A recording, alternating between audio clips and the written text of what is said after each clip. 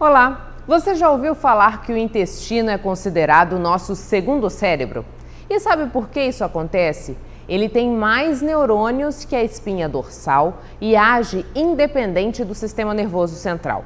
Com uma complexa comunidade microbiana, o intestino pode influenciar o nosso bem-estar de maneira geral. Por acaso você tem dado a devida atenção ao seu intestino? Saiba por que isso é importante na reportagem feita por Júlia Graminho e Neidson Garcia.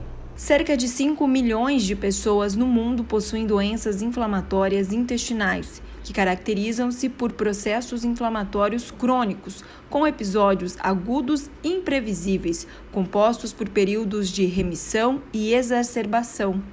Entre as mais comuns enquadradas neste grupo está a doença de Crohn, caso na medicina que não tem cura e precisa de acompanhamento médico. O Anderson convive com a doença há 18 anos. O diagnóstico demorou cerca de para sair. Uma doença rara intestinal, dentre elas os sinais mais comuns, eram febre, dores abdominais, diarreias, na verdade, e emagrecimento. Dentro de 15 dias eu emagreci na época quase 15 quilos.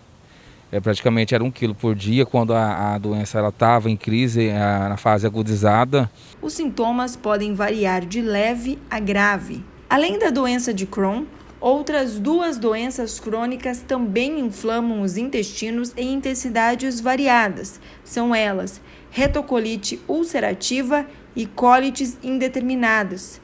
Médicos acreditam cada vez mais que a função do nosso sistema digestivo vai muito além de simplesmente processar a comida que ingerimos. O fator psicológico está diretamente ligado a doenças inflamatórias intestinais.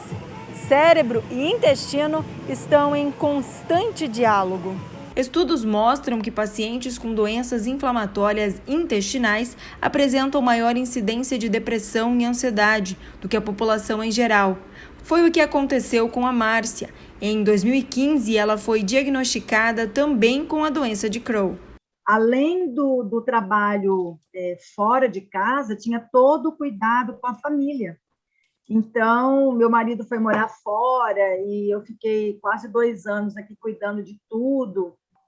E então, isso, sem você perceber, eu não percebia isso, E chegou um dia que eu acredito que foi isso, Você descuida de você mesma, Quer cuidar mais dos outros, Das situações à sua volta.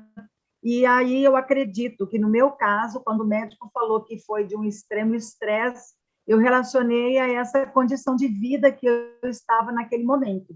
O intestino pode influenciar nosso bem-estar de maneira geral.